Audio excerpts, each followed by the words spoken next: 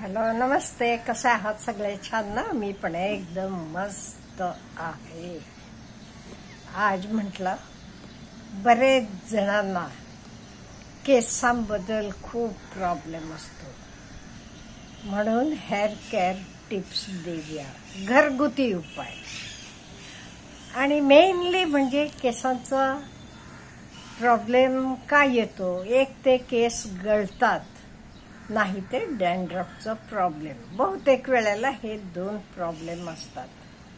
आपल्याला प्रत्येकालाच वाटते केस छान असले की तर एक सौंदर्याचं लक्षण आहे, त्यामुळे आपले केस छान राहावे प्रत्येकाला वाटते. ते आपण ह्या दोन प्रॉब्लेम्स कशा सॉल्व करायच्या हे बघूया. आधी पहिल्यांदा बघूया केस का गळतात, हेअर लॉस का होते, डॅन्ड्रफ का होते, आणि नंतर काय करायचं हे बघू. पहिला म्हणजे जेनेटिक प्रॉब्लेम्स असतात. काही लोकांना वंशपारंपरिक प्रॉब्लेम्स आलेले असतील, आणि काही लोकांचं हेअर फॉल होते म्हणजे आपण व्यवस्थित केअर घेत नाही. आता व्यवस्थित केअर घेत नाही म्हणजे कशामुळे ते केस गळतात? एक म्हणजे स्ट्रेस, चिंता, काळजी. तर काही तुमचे नोकरीची काळजी असेल, मुलांच्या अभ्यासाची काळजी असेल, शारीरिक काही हेल्थचे प्रॉब्लेम असतील त्याची काळजी, म्हणजे स्ट्रेस आपण घेतो. हा स्ट्रेस घेतला तरी केस गळतात. आणि एक म्हणजे व्यवस्थित त्याची निगा राखायची नाही. म्हणजे ऍटलिस्ट मी म्हटलं का नाही, 2 वेळा तरी केस व्यवस्थित विंचरायला पाहिजे. झोपायच्या आधी पण व्यवस्थित विंचरायला पाहिजे. आणि माझे मते तरी ज्यांना वेणी घालतो आपण वेणी घालायला पाहिजे. झोपताना केस सोडून ठेवले की आणि गुंता होतात, मग आपण केस विंचरताना केस गळतात. आता केस गळणं म्हणजे काय म्हणायचं?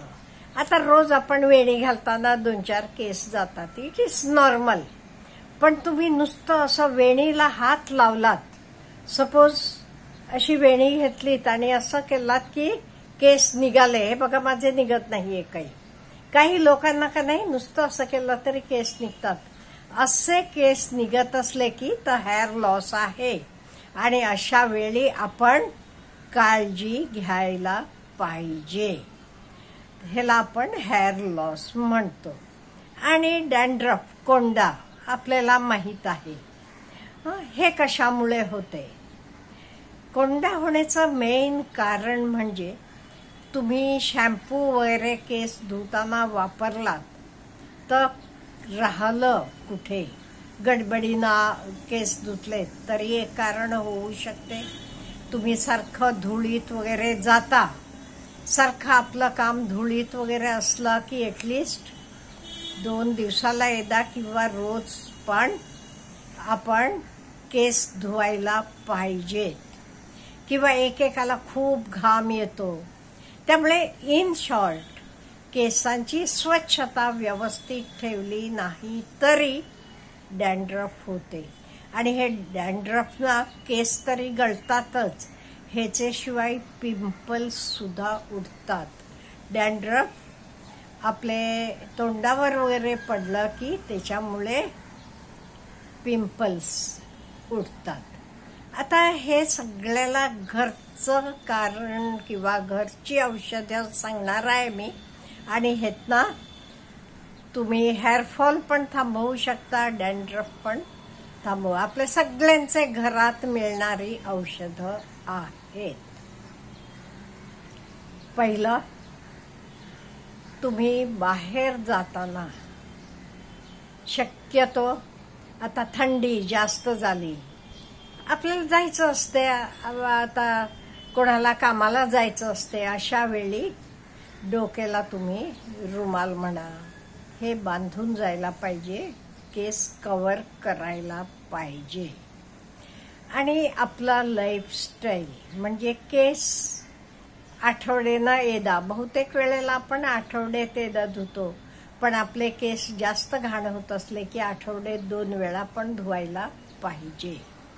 आता धुताना, केस धुताना किंवा काय लावायचं, जे एग वापरतात ते एग व्हाईट म्हणजे त्यातला पिवळा भाग काढून पांढरा आहे का नाही तर वापरायचं.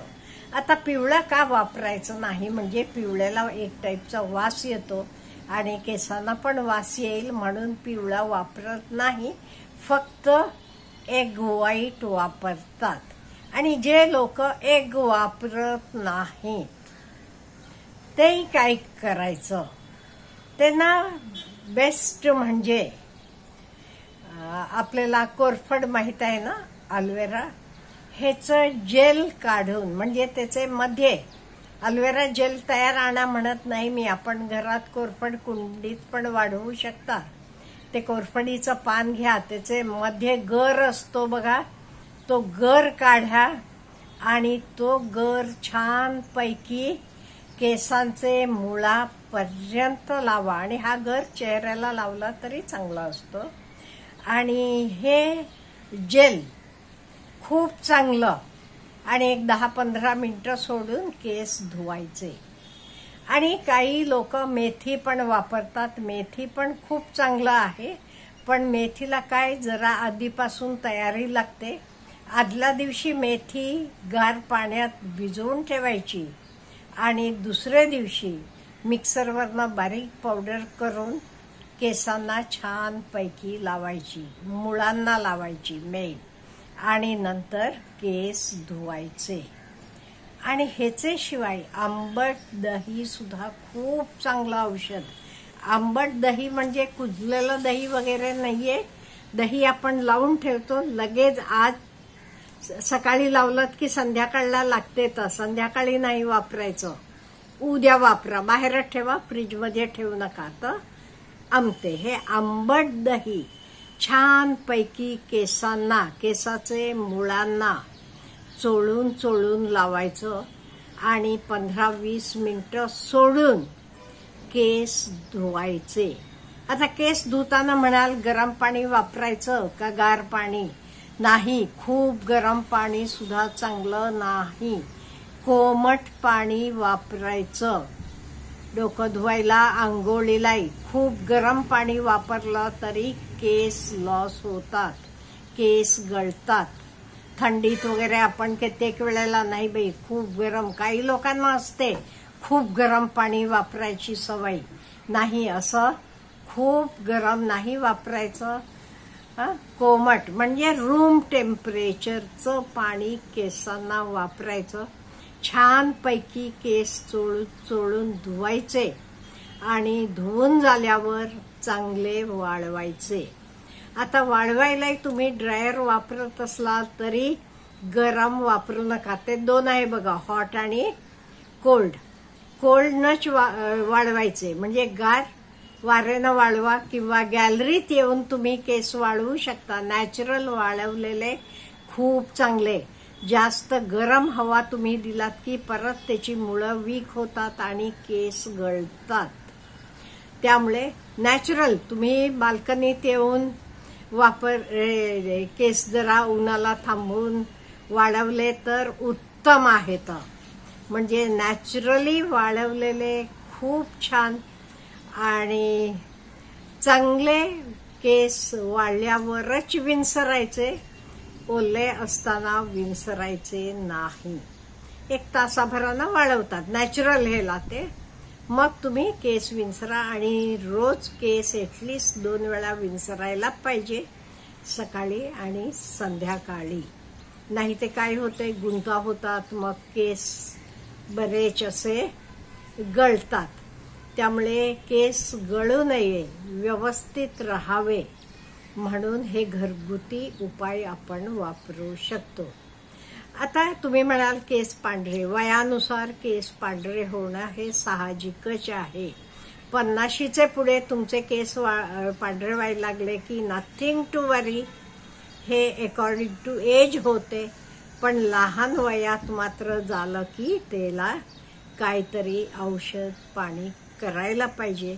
आणि कित्येक वेळेला आपण अन्न सेवन करतो हे सुद्धा खूप महत्वाचं आहे, फक्त बाहेरनं लावून उपयोगाचं नाही. म्हणून आपण बदाम म्हणा, कुठेही असले हे वापरायचं. त्याच्याशिवाय मोड आलेली धान्य हे सगळं वापरलं की हे सुद्धा खूप चांगलं. केस पण काळे राहतात. आणि भरपूर पाणी पीत जावा आणि नॅचरली आपलं आरोग्य चांगलं राहिलं की आपले केस पण चांगले राहतात. Have a good day.